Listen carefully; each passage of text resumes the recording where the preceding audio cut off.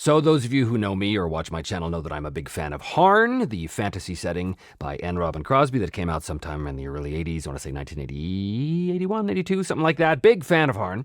I've run multiple campaigns in there, and Columbia Games often sends me the re-releases of stuff they're doing with new art and new material and new information, that kind of stuff.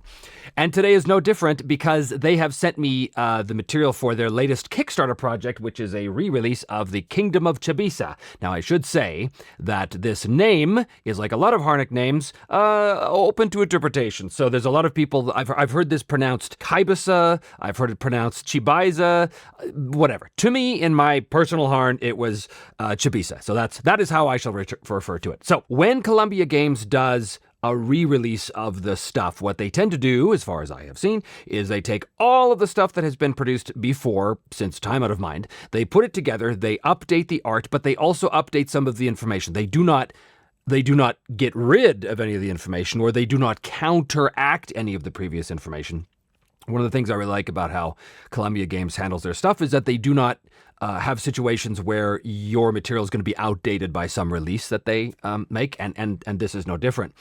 So what that means is when you buy a supplement like this, you are getting everything that's ever been done about Chybisa, but also some new information. So we're going to go through this today and have a look at what's coming up, including the new art. Obviously, this is a brand new cover, which is super cool. It looks like a battle with the Begalen, which are one of the barbarian tribes that inhabit the area of the Kingdom of Chybisa. So I do want to start by saying that, as I said, I've run several campaigns in Harn, and one of my first campaigns was in the Kingdom of Chybisa. Now, I'll give you my little overview of it and the reason why I like it. Chybisa is a very, very, very small kingdom. It's essentially a frontier kingdom. It essentially exists at the edges of the fringes of civilization, which is awesome because it means you can do all kinds of stuff. You can do the classic medieval Game of Thrones sort of intrigue thing with the tournaments and the, castle intrigue and all of that kind of stuff, because you do have the king there. You have all the noble houses all scheming for various things. But you can also do wilderness adventures. You can do you can do lost dungeons, you can do orc attacks, you can do bandit raids, barbarian raids, you can do all kinds of stuff here. And I did in my campaign. So I'm particularly excited to talk about Chybisa and to see what is new. So as I said, this is the new art, and we'll just kind of go through a little bit of it and have a look. So again, we can see that this product is organized according to category, which is very, very typical of all the Harn stuff. Any page numbers you see will be in reference to the particular topic that this is talking about. So this is the overview of Chybisa. It tells you a little bit about everything, tells you its location, shows you its location here on the greater Harnic map, as well as some historical maps here.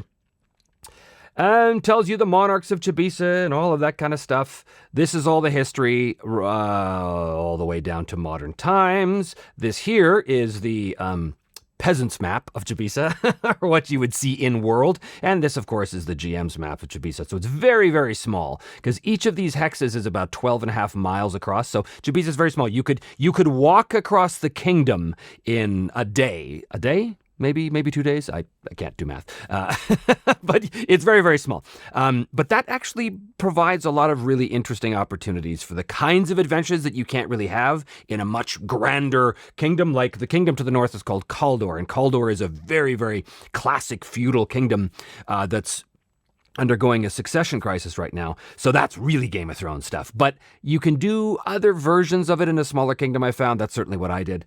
Anyway, so let's carry on here. Current events. This is always really great with the Harn stuff. So they give you a sense of the history of what's happened before, but then they tell you what is imminently happening right now, with a lot of hooks for what's coming about. So like here, we talk about Clan Geladoth, or as I call them, House Geladoth. I use the term house instead of clan. It's just my little personal Harn thing. It talks about Prince Balasir, who is the crown prince of the kingdom. And it's talk about he's a well-deserved reputation as a womanizer and is undergoing the early stages of syphilis. So that played in really, really well with the campaign I ran, because you had this mad womanizing prince who was at personal odds with one of the main characters who was a knight, and it was super cool. Anyway, we could really dive into the local politics, and we could dive into the family dynamics as well in each house and make it personal with the characters. So it was super cool. Anyway, let's carry on here. The genealogy of Clan Galadoth, you see this in Harn Harn products all the time. This is a line of kings. So this you can trace the succession, and you can see exactly what year everybody ruled. And this stuff has a bunch of Easter eggs hidden within it. If you look at this stuff, sometimes you'll see like lines that mysteriously end. Or you'll see a bastard son that goes off and does a thing. Or you'll see that there's a pretender to the throne that is still active. It's so much. It's so rich. Anyway, then we go into the economics of the kingdom, economic data as well. This tells you the kinds of stuff that they produce. This becomes really big if you're running like a manor-based campaign, which a lot of simulationists, they really get into that kind of stuff. I delved a little bit into that kind of stuff when I was running my campaign, because the running of the fief was important, because you had to make sure that the people weren't going to starve to death when the winter came. Anyway, not exactly the stuff of slaying dragons, but it was really intense.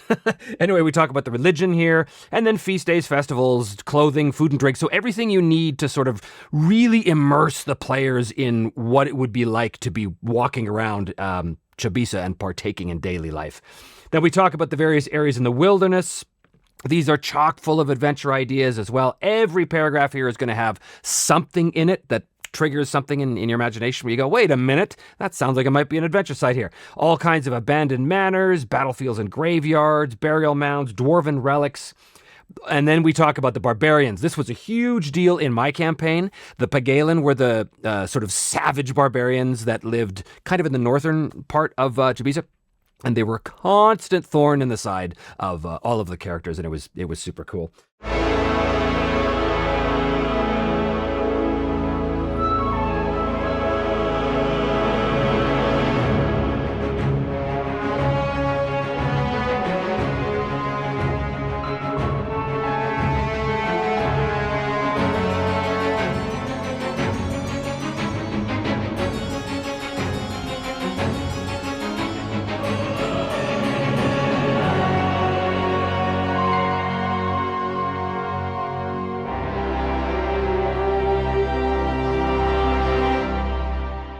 We talk about the feudal government structure of Chybisa, which is very typical of the Harnic feudal order.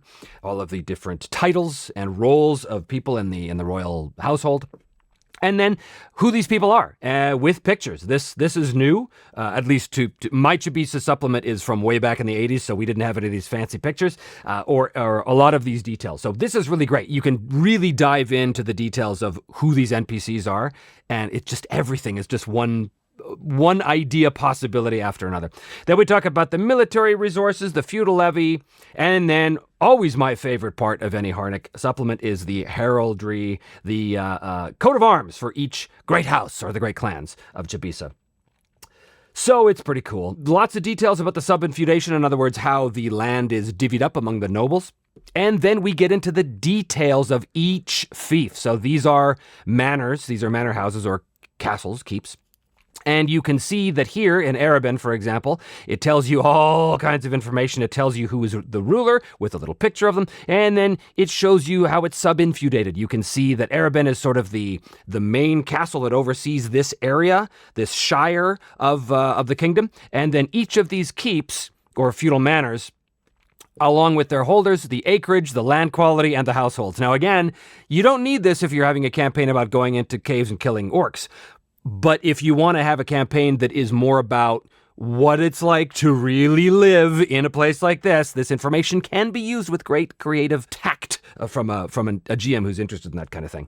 So this goes through all of the major household or manor houses that sort of rule on behalf of the king. And there talks about the Church of Lorani. And then we have an index of the settlements here. And then we go to Burzine. Burzine is sort of the capital. Burzine is the main castle that serves as the capital city, so to speak, of Chybisa. It tells you about the history, the current situation, and a bunch of NPCs. Maps, of course. What would Harn be without its maps? And then the details. So if you want to go to the Shipright, you would be talking to Philip of Gerd. And you know how big his Shipright business is, the quality, and the prices. And then it tells you a little bit about the Shipright himself. Philip pays dues to both guilds, but is primarily a shipwright, building and repairing the riverboats used in the kingdom's internal trade, etc., etc. Again, more details than you'll ever be able to use, and I love it because it's just, you're never lost. You're never lost in Harn because there's always something you can grab onto and use in a pinch. Super cool stuff. This is a fairly sizable establishment. And then we get Kerberzine, which is the capital, or the castle in the capital. Gives you all the maps and all the details, and these maps are now in full color. Before they were in black and white, but now they've been updated to be in full color, which is super cool. Shows you all the levels. Again, some more NPCs here. And more Berzine, more maps.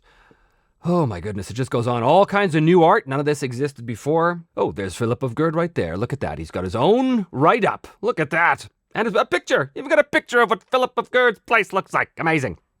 Adventure hooks. This is always great to have the adventure hooks. Yeah, Berzine goes on and on. You can see just so much going on. There's so much. And then Geda. Geda is a barony that's run by Kjall Forsetha, who's an Orbalese. He's like a Viking. Very interesting stuff here. The map of Geda, pictures, new art, the details. More maps of specific areas, and it just goes on. We go through, we see a bunch of adventure ideas. There's what's going on with the Miners Guild. There's the Anadel Mines, adventure hooks about the mines. And then it goes through it to Laranel. And then we go to, what's next? Onden. And it just keeps going through all of the places. And then they talk about Nabades. Nabades is a Loranian abbey. So this is like a big cathedral that's very heavily armed by the paladins there. I think, anyway. It's been a while since I've looked at the details of this stuff. Tells you all the kind of stuff. The feasts. The Feast of St. Fardir and why that's important. The Linen Fair, what that might look like. Or, again, I always look at this stuff like, what adventure ideas do I get out of this? And you can look at something as simple as a Linen Fair and get an idea like, oh, wait a minute. I think there's some shenanigans going on at this Linen Fair. I want to create an adventure over that. Oh, Nabades. So many Nabades. The Genin Trail is a trail that goes north to Kaldor. It's a big trade route. It has a really sort of sordid past and history due to the local wars that have gone on there. Gives you a sense of the place. In Greater Harn, there's Berzine. In Chybisa, and it goes through Kaldor all the way up to Tashel, and then all the way further north from there. Genin Trail NPCs. And then always in all the Harn stuff, you get these as well. You get the map keys. This is for the Atlas Harnica, so the large-scale maps. And then you get the local map keys as well. It's always consistent. You always know what you're looking at.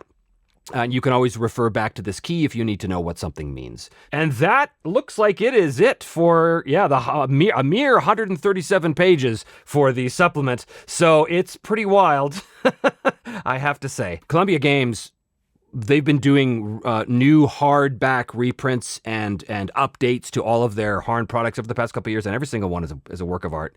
They're beautiful books. They're super well produced. I have a whole bunch of them.